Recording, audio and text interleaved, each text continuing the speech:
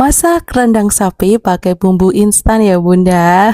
Nah kalau kemarin aku udah bikin rendang sapi pakai magicom dan hasilnya baik atau dagingnya empuk, bumbunya meresap sempurna ya bun. Kali ini aku bikin versi yang pakai wajan dan dimasak pakai kompor ya bunda. Nah untuk step-stepnya, pertama-tama ini aku didihkan air terlebih dahulu ya. Setelah airnya mendidih seperti ini, baru aku masukkan dagingnya ya bun. Kali ini juga masih sama, aku pakai 700 gram daging sapi ya bunda, dan ini aku kurangin untuk buih-buihnya ya biar kuahnya tidak terlalu kotor. Nah setelah dikurang-kurangin, nah kalau bunda biasanya masak daging sapi gimana nih, dikurang-kurangin tidak buihnya seperti ini, atau malah ada yang dididihkan terlebih dahulu lalu dicuci lagi bun.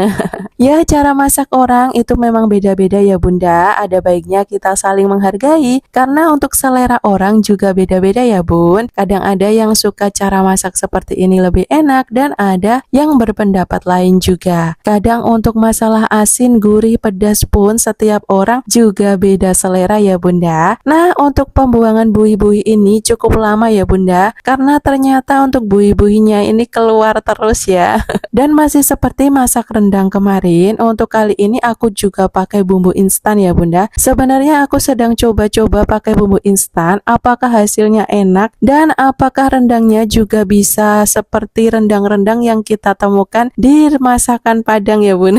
Karena biasanya aku juga jarang masak rendang ya bun, karena aku orang Jawa dan biasanya kalau dapat rendang itu ya beli di rumah makan Padang. Nah setelah mendidih lagi seperti ini, akhirnya aku tambahkan untuk bumbu rendangnya ya. Untuk bumbu rendangnya ini beratnya 200 gram bunda, dan langsung aja dicampur seperti ini ya. Kalau masih ada sisa-sisa bumbu di bungkusnya, jangan lupa untuk dikerok dan dimasukkan ya bun, atau bisa juga diambil kuahnya untuk dimasukkan ke bungkusnya bun.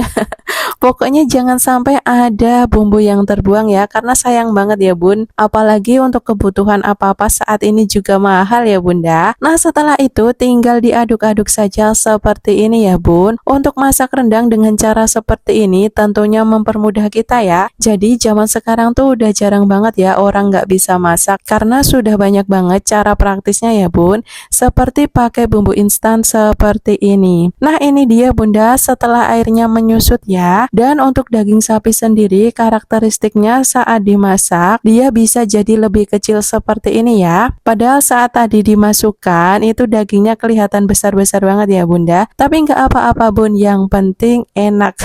Dan setelah airnya menyusut seperti ini, lalu aku tambahkan 1 bungkus santan instan ya bunda. Bisa juga ditambahkan 2 bungkus santan instan, atau bisa ditambahkan santan yang langsung diperas itu ya bun. Biar rendangnya tambah gurih. Setelah itu tinggal diaduk-aduk saja ya bunda sampai airnya menyusut, atau kalau bunda pengen yang nyemek-nyemek juga bisa banget ya bun, sesuaikan aja dengan selera bunda. Biasanya nih aku sering berbagi video masak ya, kalau di aplikasi sebelah udah banyak banget ya video yang aku bikin. Dan untuk takaran gula, garam, penyedap rasa biasanya aku tulis sesuai selera ya, karena untuk masak-masak sendiri itu beda orang beda selera ya bun, dan untuk masak itu kadang beda tangan juga beda rasa ya. Ini memang keunikan dalam memasak ya bun. Kalau bunda gimana nih pengalaman dalam memasak? Apakah bunda termasuk tangan yang pintar memasak, atau saat masak itu banyak yang memuji masakannya enak, atau malah kebalikannya nih? Bisa banget nih bunda share pengalaman di kolom komentar ya. Dan ini dia penampilan rendangnya setelah matang ya bunda. Aku sisakan kuahnya sedikit biar kelihatan nyemek seperti ini ya. Dimakan pakai nasi anget, diuwek-uwek bumbunya udah mantep banget ya bun. Dan untuk rendangnya juga penampilannya udah kayak rendang yang kita beli di rumah makan Padang ya. Dan bunda-bunda ini untuk dagingnya juga empuk, bumbunya udah meresap ya. Jadi cocok banget deh untuk lauk nasi hangat. Yuk bunda-bunda yang pengen masak rendang juga bisa banget nih cobain masak rendang secara praktis ya. Ini praktis tapi agak-agak agak malas gimana ya bun. Ya memang karena ada yang mudah kenapa kita harus susah-susah ya. Tapi kalau bunda seleranya tinggi atau bunda suka yang lebih otentik, dimasak dari nol, dari bumbunya disiapkan dan lain sebagainya, nggak masalah ya bun. Tergantung selera masing-masing. Nah ini dia setelah matang, ini langsung aja aku ambilin nasi hangat ya bun. Dan langsung bisa dicobain untuk rendangnya. Dan ternyata masak rendang pakai cara seperti ini juga bisa mengobati rasa kangen makan rendang ya bunda.